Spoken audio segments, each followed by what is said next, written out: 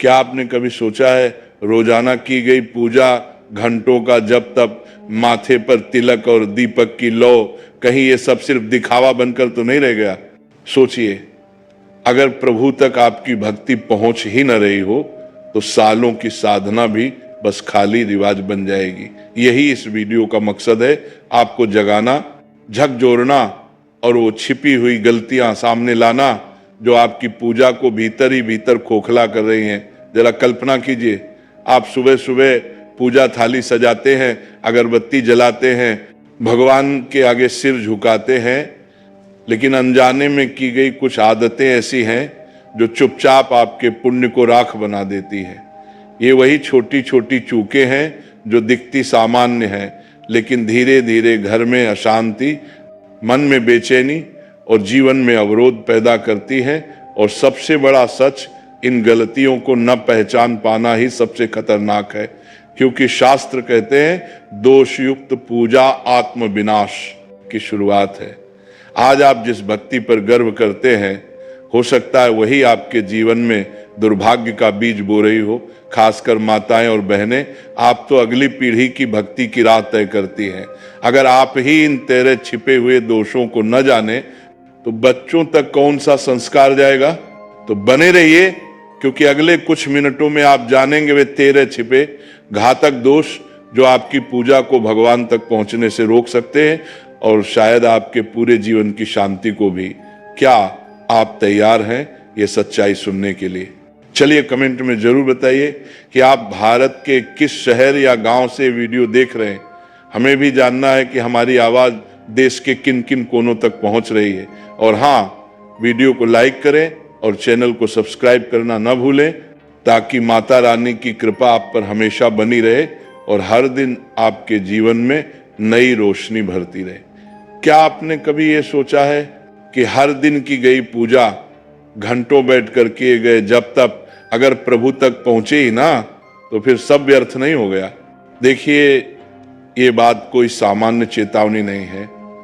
अगर आपने पूजा करते समय इन 13 दोषों को जाने अनजाने दोहराया तो समझ लीजिए, न तो आपकी साधना का फल मिलेगा, न ही आपके जीवन में शांति टिकेगी, बल्कि उल्टा धीरे धीरे घर में अशांति बढ़ेगी, मन व्याकुल होगा और पुण्य नष्ट होते चले जाएंगे।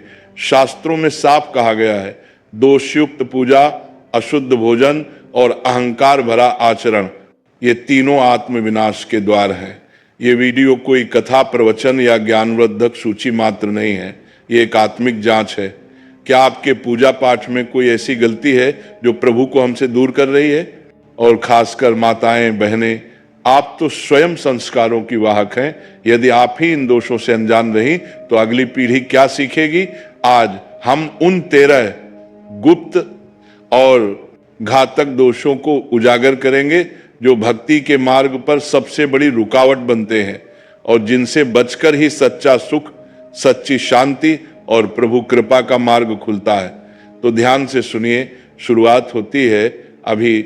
आप सोच रहे होंगे ये 13 दोष आखिर हैं क्या? तो सुनिए, ये कोई साधारण व्यवहारिक गलतियां नहीं हैं, ये शास्त्र सम्मत निषेध हैं। ऐसे दोष जिन्हें भगवान की पूजा में स्थान नहीं मिलना चाहिए। ये दोष इतने सूक्ष्म हैं कि व्यक्ति अक्सर इन्हें साधारण स्वभाव समझकर नजरअंदाज कर देता है और यहीं से शुरू होता है उसका आध्यात्मिक पतन। प्राचीन ग्रंथों में 2 श्लोकों में इन 13 दोषों को स्पष्ट रूप से बताया गया है। पहले श्लोक में 6 दोषों का उल्लेख है और दूसरे में 7। ये श्लोक केवल भाषा की शोभा नहीं है, ये जीवन के दर्पण हैं। पहले श्लोक में जिन दोषों का वर्णन है वे हैं: 1, अपनी ही प्रशंसा करना। 2, लालच में लिप्त होना। 3, तनिक अपमान भी न सह पाना। 4, निरंतर क्रोध में जलना। 5, निर्बल की रक्षा न करना। 6, और पाप कर्मों में प्रोत्साहन देना। इन 6 दोषों को यदि आपने नहीं पहचाना तो समझिए आपका मन ही पूजा का सबसे बड़ा विघ्न बन गया है। दूसरे श्लोक में 7 और दोष बताए गए हैं जो और भी गहरे और भीतर से खाने वाले हैं। दूसरे श्लोक में विषय विकार, विषमता, कृपणता और दान में पछतावा जैसे चित्त दोष, हम इन सभी दोषों पर एक एक करके चलेंगे। पर पहले ये स्वीकार कर लीजिए, अगर ये दोष आपके अंदर हैं तो भगवान के मंदिर तक आप पहुंचेंगे जरूर, पर भगवान आपके हृदय तक नहीं आएंगे। अब चलिए पहला दोष समझते हैं। अपनी प्रशंसा खुद करना आत्ममुग्धता का जहर। मैंने इतने व्रत किए, मेरे बिना तो ये आयोजन ही नहीं होता, मैंने इतने पैसे दान दिए मंदिर में, क्या आपने कभी ऐसा कुछ कहा है? देखिए, ये शब्द जितने साधारण लगते हैं उतनी ही तेजी से हमारे पुण्य को भस्म कर देते हैं। शास्त्रों में कहा गया है स्वकर्म वर्णन पापम, अर्थात अपने ही कर्मों का बखान करना पाप है।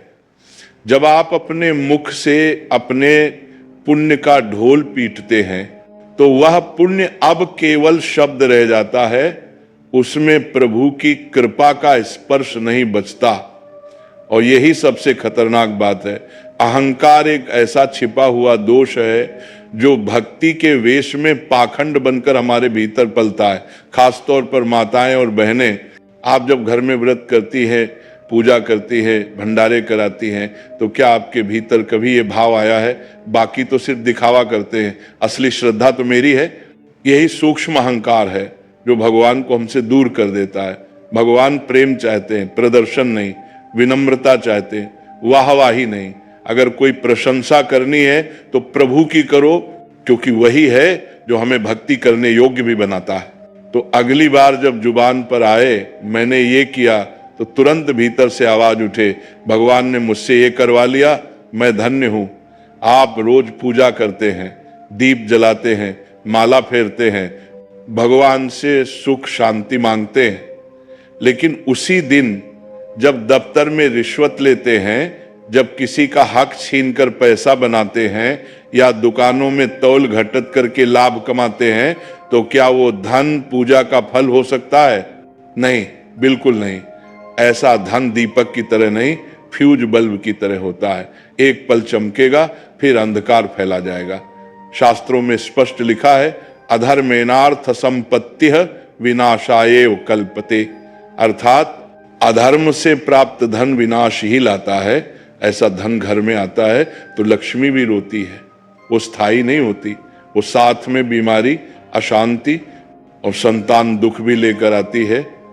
और खासकर पूजा करने वाले को ये तो और भी भारी पड़ता है, क्योंकि जब आप एक हाथ से भगवान की पूजा करें और दूसरे हाथ से अधर्म पकड़ें तो समझिए आपके दोनों हाथ खाली रहेंगे।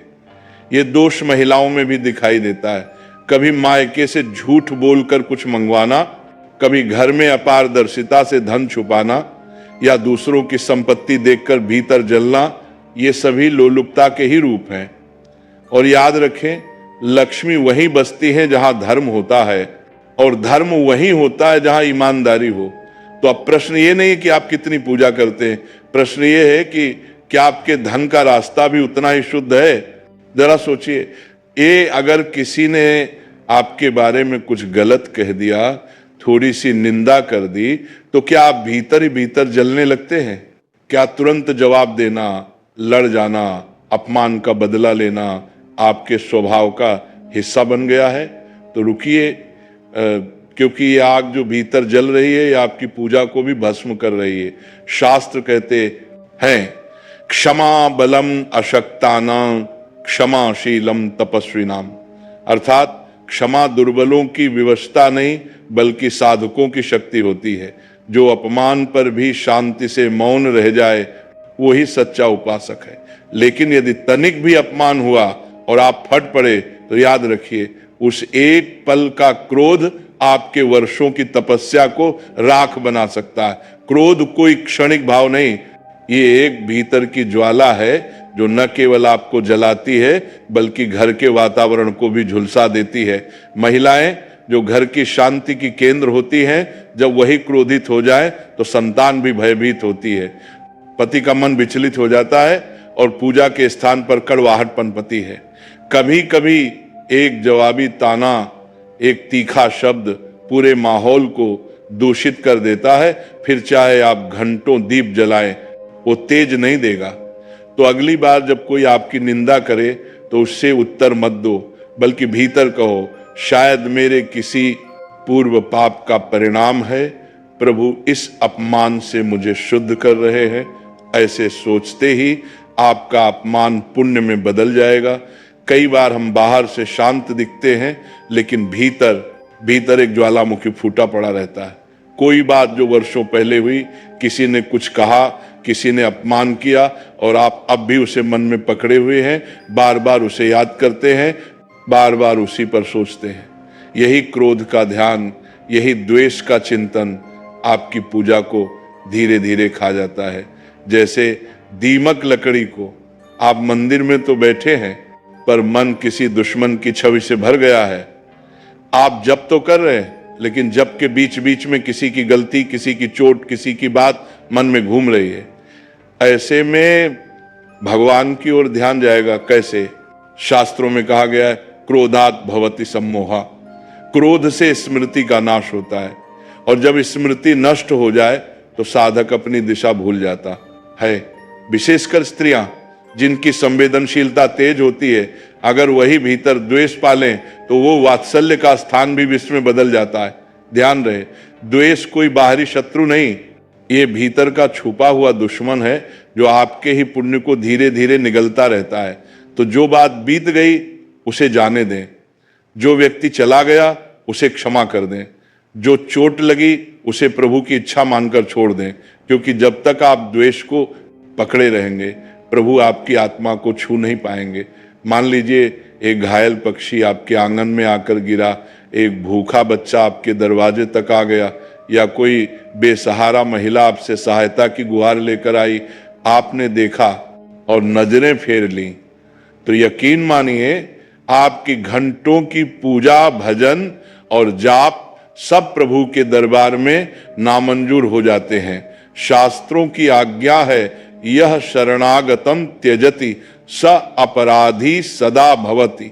अर्थात जो शरण में आए निर्बल की रक्षा नहीं करता, वह सदा अपराधी बना रहता है।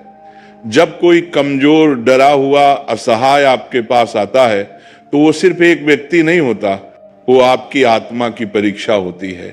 और तब अगर आप उस पर क्रोध करते हैं, उसे ठुकरा देते हैं, या चुपचाप उसका अपमान देखकर कुछ नहीं करते, तो आप ही नहीं पूरे वातावरण में दोष फैलता है। अब दूसरा दोष, पाप में प्रेरणा देना, यह भी उतना ही खतरनाक है।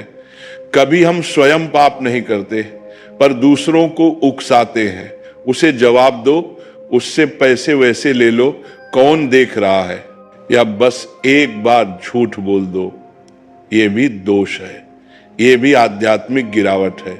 माँ, बहन, बेटी, आप चाहे घर में पूजा कर रही हो, पर अगर आपके कारण किसी और के कर्म गलत हो रहे हैं, तो उसका परिणाम आपके पुण्य पर भी पड़ेगा।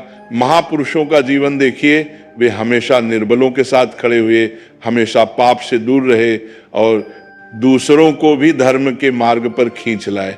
आज हमें भी वही बनना है, एक उदाहरण, एक सहारा। क्योंकि जब आप किसी निर्बल की रक्षा करते हैं, तो ईश्वर आपके रक्षक बन जाते हैं। पूजा के दौरान आंखें बंद हो, लेकिन मन किसी व्यक्ति की देह, सौंदर्य या स्पर्श की कल्पना में भटक रहा हो, तो समझिए पूजा बाहर नहीं, भीतर ही अपवित्र हो रही है। विषय विकार यानी मन का भोग, विलास की ओर झुकना, ये एक ऐसा दोष है जो चुपचाप अंदर से आत्मा की पवित्रता को नष्ट कर देता है। ये केवल शारीरिक नहीं होता, कभी आंखों से, कभी कल्पनाओं से, और कभी बोलचाल के मीठे जाल से भी होता है। शास्त्र कहते हैं, कामः क्रोधो न लोभस् शुद्धम बुधेरन लक्षणम। जो मन विषय विकार में फंसा हो, वह प्रभु के चिंतन के योग्य नहीं होता। अब बात करते हैं विषमता की। उसके घर में तो इतना है, वो हमेशा पहले पूजा में बुलाया जाता है, मैं क्यों पीछे रहूं? जब मन दूसरों से तुलना करने लगे और भीतर मैं और वो की रेखा खींचने लगे, तो समझ लीजिए आपने प्रभु से दूरी बना ली है। प्रभु सब में है, जो सबको समान मानता है वही उनका सच्चा उपासक है। और अब अत्यधिक मान प्रियता, सब मेरी तारीफ करें, मुझे मंच पर बुलाया जाए, मेरे बिना आयोजन अधूरा है। ये जो सम्मान की भूख है, ये आध्यात्मिक गर्भ में पलने वाला घातक रोग है। महिलाओं में ये दोष अक्सर छिपा रहता है। जब बहनों को लगता है कि उनकी भक्ति सबसे ऊंची है, या जब घर में पूजा की शोभा में केंद्रित हो जाती है, तो वह मान का जहर पूजा को अंदर से दंभ और द्वेष में बदल देता है।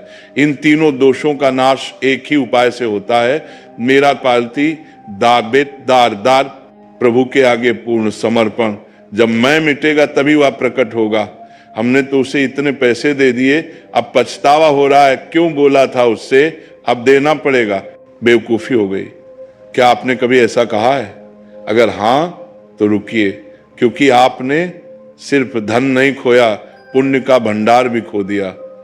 दान जब तक हृदय से दिया जाए वह पूजा का हिस्सा बनता है, लेकिन यदि दान देकर आप भीतर जलने लगे तो वो दान नहीं, एक पाप में बदल जाता है।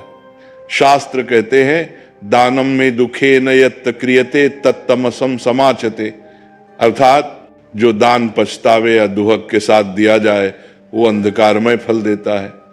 अब दूसरी ओर देखिए, कृपणता, एक ऐसा दोष जो न किसी को खुशी देता है न खुद को शांति।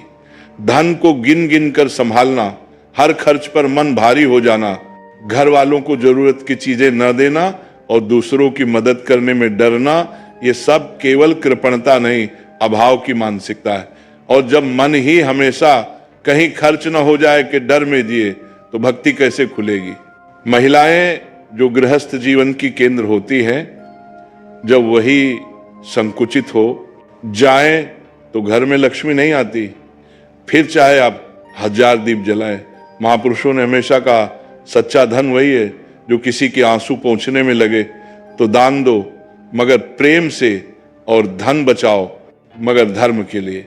क्योंकि जब आप बिना पछतावे के किसी की मदद करते हैं तो वह कृत्य पूजा बन जाता है। कभी आपने देखा है, बुजुर्ग माता पिता धीमे बोलते हैं, बार बार एक ही बात दोहराते हैं, या गलती से कुछ गिरा देते हैं और हम झुंझलाकर उन पर चिल्ला उठते हैं, या घर में कोई बच्चा शरारत करता है तो हम उसे डांटने की बजाय अपमानित कर देते हैं, या फिर कोई विक्षिप्त, निर्धन या मानसिक रूप से असमर्थ व्यक्ति हमसे मदद मांगता है और हम उसे देखकर मुंह फेर लेते हैं। जानते हैं ये क्या है? ये सिर्फ व्यवहार की गलती नहीं, ये पूजा के विनाश का कारण है। शास्त्र कहते हैं, अनाथ सेवा ईश्वर सेवा समा, अर्थात जो असहाय की सेवा करता है वो सीधे ईश्वर की सेवा करता है। स्त्री यदि पीड़ित है तो आपकी संवेदना मांगती है, बालक यदि असहाय है तो आपका धैर्य मांगता है, बुजुर्ग यदि दुर्बल है तो आपका सम्मान चाहते हैं, विक्षिप्त यदि समझ नहीं पा रहा तो आपको उसकी समझ बनना है। अगर आपने इनका अपमान किया या अपने क्रोध में इन्हें चोट पहुंचाई तो प्रभु की पूजा अस्वीकार्य हो जाती है।